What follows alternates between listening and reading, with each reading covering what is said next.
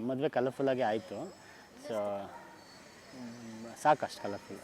ನಮ್ಗೆ ಬೇಕಾಗಿದ್ದು ಸಿಕ್ಕಿದೆ, ಸೊ ಸಾಕು. ಅಂದರೆ ಆ ಥರ ಏನಿಲ್ಲ. ನಾವು ಆ ಟೈಮಲ್ಲಿ ಮದುವೆ ಆದಾಗ ನಮ್ಗೇನು ಬೇಕು ಅದನ್ನ ಮಾಡ್ಕೊಂಡಿದ್ವಿ. ಸೊ ಇಲ್ಲಿ ಓಕೆ ಈ ಥರ ಎಲ್ಲ ಇರುತ್ತಾ ಅಂದರೆ ಕೆಲವೊಂದು, ಫಾರ್ ಎಕ್ಸಾಂಪಲ್ ನಾನು ಮದುವೆಗೆ ನಾನೊಂದು 20 ದಿನ ಇದ್ದಿದ್ದಷ್ಟೇ.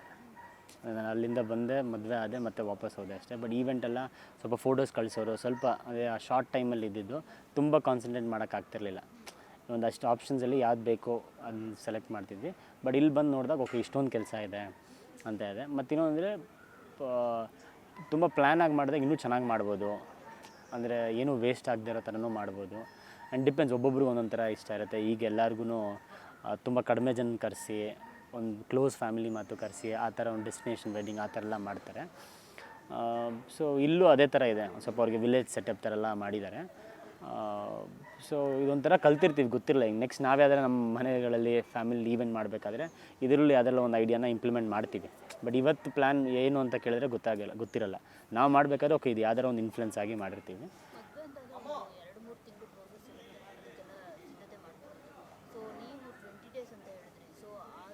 ಅಲ್ಲ 20 ಡೇ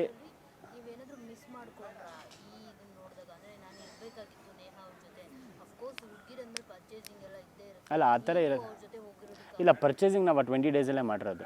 20 ಡೇಸ್ ಅಲ್ಲ, 1 ವೀಕ್. ನಂಗೆ ಗೊತ್ತಿರಂಗೆ ನಮ್ಮ ವೈಫ್ ಬಟ್ಟೆ ಅವ್ರು ಪರ್ಚೇಸ್ ಮಾಡಿರೋದು 5 ದಿನದ ಮುಂಚೆ, ಮದುವೆಗೆ 5 ದಿನದ ಮುಂಚೆ. ನಂದು ಒಂದು 10 ಡೇಸ್ ಮುಂಚೆ ಅಷ್ಟೇ. ಸೊ ಸ್ವಲ್ಪ ಫಾಸ್ಟ್, ಅಂದರೆ ನಮಗೇನು ಬೇಕು ಅಂತ ನಮ್ಗೆ ಗೊತ್ತಿತ್ತಲ್ಲ, ಸೊ ಈಸಿ ಇತ್ತು. ಸೊ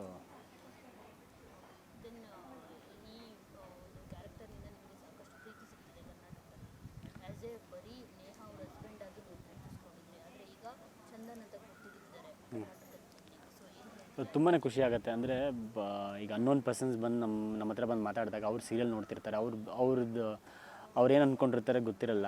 ಬಟ್ ಎಷ್ಟೋ ಜನ ಬಂದು ನಗ್ತಾರೆ, ನಮ್ಮ ಹತ್ರ ಮಾತಾಡ್ತಾರೆ. ಸೊ ಅದು ತುಂಬಾ ಖುಷಿ ಆಗುತ್ತೆ. ಇನ್ನೊಬ್ಬರು ಮುಖದಲ್ಲಿ ನಗು ಬರ್ತಿದೆ ನಮ್ಮಿಂದ ಅಂದರೆ ಅದಕ್ಕೆ ನಾವು ಒಂದು ಕಾರಣ ಅಂದರೆ ಖುಷಿ ಆಗುತ್ತೆ. ಸೊ ಅದೊಂದು ಹ್ಯಾಪಿನೆಸ್ ಅಂತೂ ಇದೆ.